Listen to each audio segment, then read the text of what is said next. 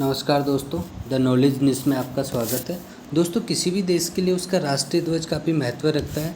वह देश की भावनाओं, इतिहास एवं गौरव से जुड़ा होता है। इसलिए हर देश का राष्ट्रीय ध्वज काफ़ी महत्वपूर्ण होता है एवं राष्ट्रीय ध्वज का सम्मान करना नागरिकों का कर्तव्य होता है।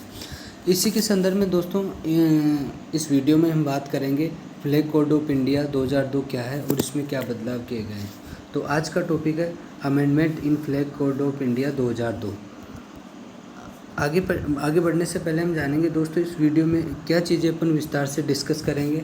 तो सबसे पहले हम जानेंगे फ्लैग कोड ऑफ इंडिया क्या है, इसमें मेन प्रोविज़न क्या है, हाल ही में जो अमेंडमेंट या बदलाव किए गए हैं वो क्या बदलाव है और उन बदलावों के पीछे क्या रीजंस है, और लोग जो कुछ लोग इसका विरोध कर रहे हैं वो क्यों कर रहे हैं, किस कारण से इसका विरोध कर रहे हैं, तो विस्तार से हम जानेंगे। तो फ्लैग कोड ऑफ इंडिया 2002 क्या है। ये राष्ट्रीय ध्वज के उपयोग एवं इसको फहराने से संबंधित जो निर्देश है उनका एक व्यापक सेट है। ये लाने के पीछे दो रीजन्स है। पहला, देश के राष्ट्रीय ध्वज को जो फहराने से संबंधित जो कानून है, जो परंपराएं हैं, कुछ प्रथाएं हैं और सरकार समय समय पर जो निर्देश लाती है उनको कंपाइल करके इम्प्लीमेंट किया जा सके। दूसरा है, निजी, सार्वजनिक और सरकारी संस्थाओं द्वारा राष्ट्रीय ध्वज जो फहराया जाता है उसका इफ़ेक्टिवली कंट्रोल किया जा सके, ताकि जो ध्वज फहराने से संबंधित मिसयूज़ नहीं हो। ये देखिए दोस्तों, भारतीय झंडा संहिता जो 2002 एक ऑफिशियल डॉक्यूमेंट है। ये 26 जनवरी 2002 से प्रभावी है। दोस्तों, ये कुछ भागों में डिवाइडेड है। बेसिकली ये 3 भागों में बटी हुई है। पहला है सामान्य विवरण में राष्ट्रीय ध्वज के बारे में कुछ इन्फॉर्मेशन दी हुई है। दूसरा है आम जनता, निजी संगठन, शैक्षणिक संस्थाओं द्वारा ध्वज फहराने से संबंधित नियम। तीसरा है केंद्र, राज्य सरकारों एवं संगठनों एवं एजेंसियों द्वारा ध्वज फहराने से संबंधित नियम।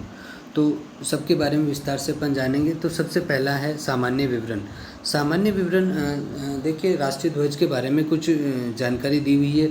जैसे राष्ट्रीय ध्वज आयताकार होना चाहिए, लंबाई और चौड़ाई का अनुपात 3:2 होना चाहिए, समान चौड़ाई की 3 पट्टियाँ होती इसमें, केसरी, सफ़ेद, हरा रंग, और बीच में एक नेवी ब्लू रंग की 24 तीलियों से बना हुआ अशोक चक्र होता है।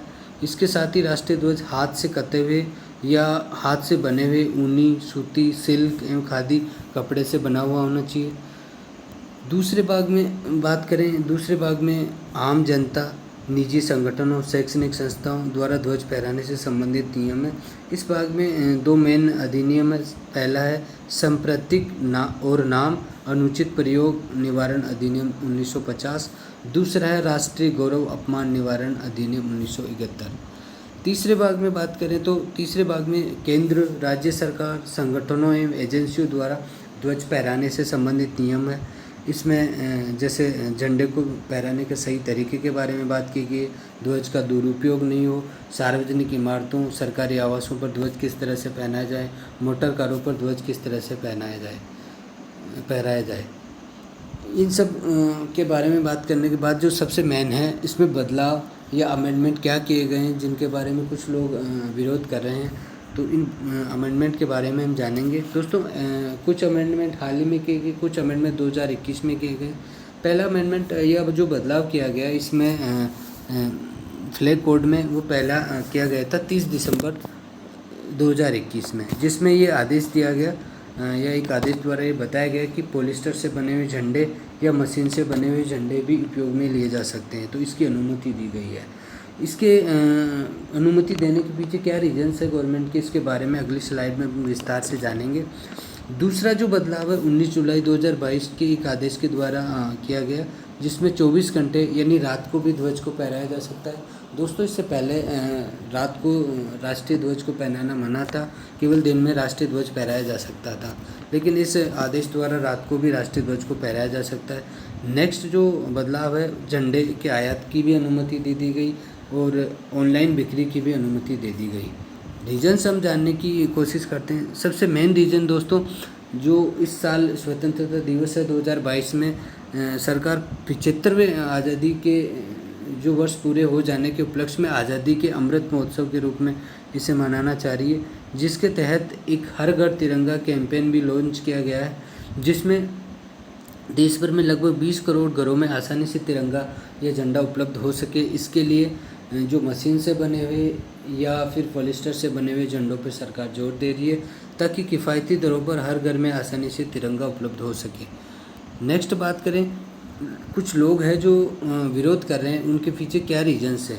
तो सबसे पहला तो देखिए, जो पॉलिस्टर का झंडा बन रहा है, तो लोग खादी आंदोलन, स्वतंत्रता आंदोलन और तिरंगे के बीच में एक भावनात्मक जुड़ाव महसूस करते हैं, जो पॉलिस्टर के झंडे में नहीं हो पाएगा।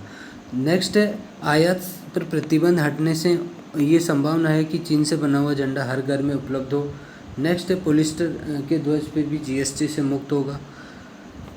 और लास्ट में दोस्तों, एक संस्था है कर्नाटक खादी ग्रामोद्योग संयुक्त संघ, ये विरोध कर रही है। ये इसलिए कर रही है क्योंकि 2006 से राष्ट्रीय ध्वज के आईएसआई प्रमाणन और पूरे देश में बेचने के लिए इस संस्था को अधिकृत किया गया है।